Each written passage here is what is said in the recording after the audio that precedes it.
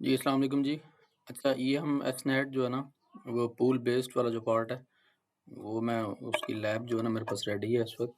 और मेरे राउटर जो है ना कनेक्टेड है वो फायरवॉल के साथ। लेकिन अब मैं जो जो यूज़ करूँगा लिंक, वो यही वाला लिंक यूज़ करूँगा जो कि मेरा आउटगोइंग लिंक होगा। ठीक है।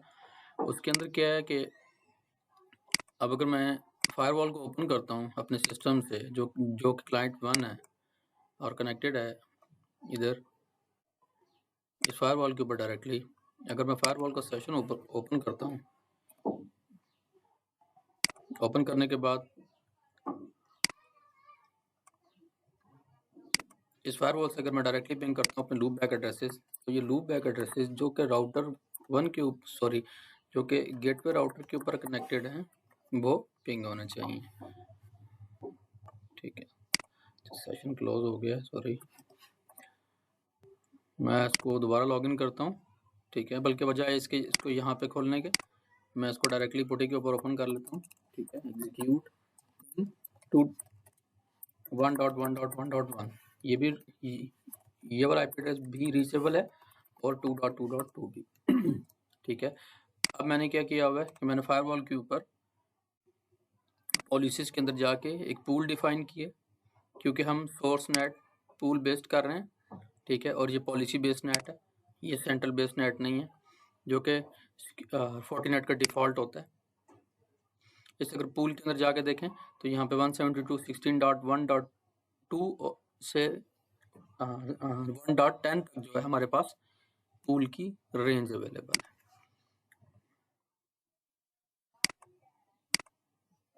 आई डोंट नो क्यों ये एरर दे रहा है, इसको एरर देना नहीं चाहिए क्योंकि इसने पहले एक्सेप्ट किया है इसको। ठीक है, ओके।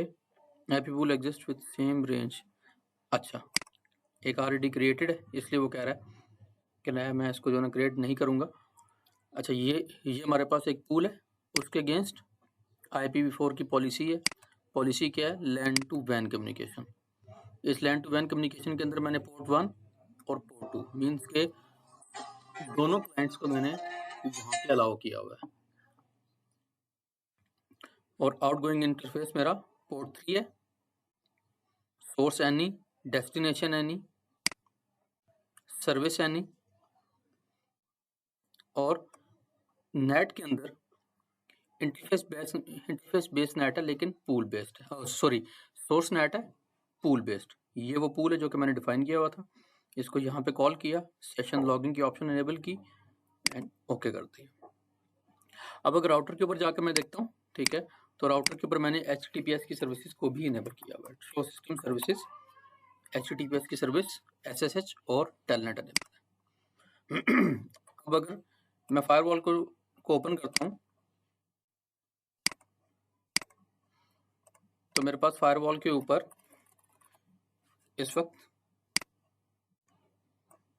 ICMP और HTTP का कोई सेशन नहीं है। अगर है तो मैं उसको जो ना क्लियर कर दूंगा। Get system session list.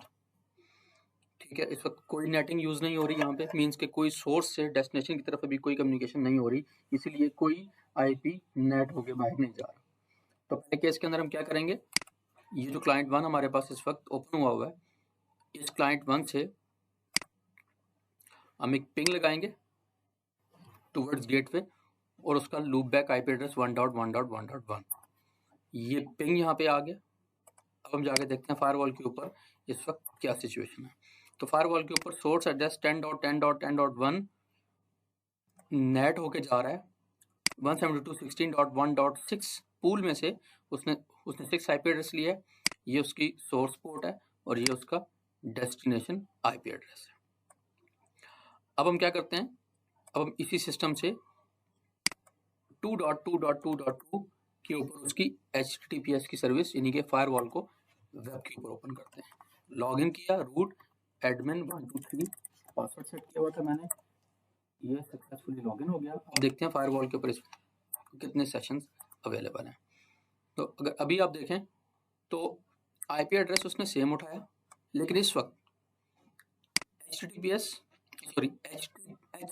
Session के लिए जिसकी डेस्टिनेशन पोर्ट 80 है, IP एड्रेस 2 है, सोर्स पोर्ट चेंज हो चुकी है।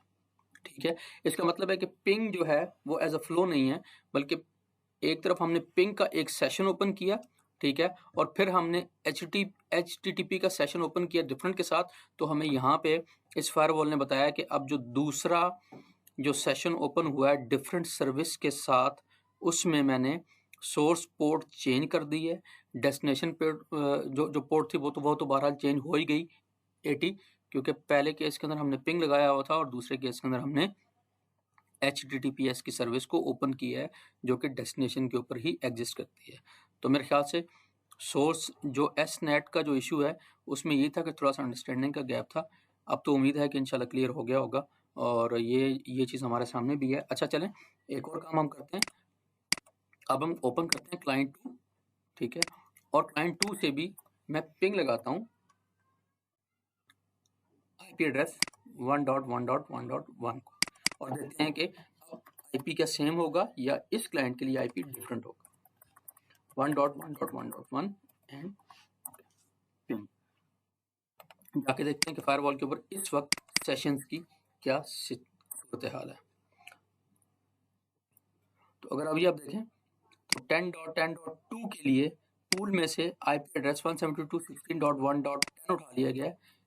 ये उसकी पोर्ट है, ठीक है, और ये अब अगर यहाँ पे वो पोर्ट सेम उठा रहा है, वो भले पोर्ट सेम उठा रहा हो, लेकिन क्योंकि उसके पास डेटाबेस के अंदर इस IP एड्रेस के साथ इस डेस्टिनेशन के लिए ये वाला IP एड्रेस बाइंड है, और इस IP एड्रेस के लिए पिंग के लिए इस नेटेड IP एड्रेस के साथ इस डेस्टिनेशन के लिए ये वाला IP एड्रेस बाइंड है। तो ये इसके पास डेटाबेस के अंदर डिफरेंशिएशन के लिए ऑप्शन अवेलेबल है। अब ये अगर दो डिफरेंट सोर्स IP एड्रेसेस के लिए सेम तरह की सोर्स पोर्ट भले उठा रहा है, लेकिन वो रिप्लाई में कभी कंफ्यूज नहीं होगा, क्योंकि उसके पास दोनों के लिए पूल में से IP एड्रेसेस जो है ना डिफरेंट सेट कर लिए गए हैं। तो होप के इंशाल्लाह ये जो है ना क्यूरी आपकी क्लियर हो गई होगी। अगर कोई और अगर कोई चीज़ ना क्लियर हुई तो बता दीजिएगा। चलें, ओके, आज तक अभी तक के लिए SNAT के लिए मेरे ख्याल से इतना ही काफ़ी था, और नेक्स्ट सेशन में इंशाल्लाह बात होगी। अस्सलाम वालेकुम, अल्लाह हाफ़िज़।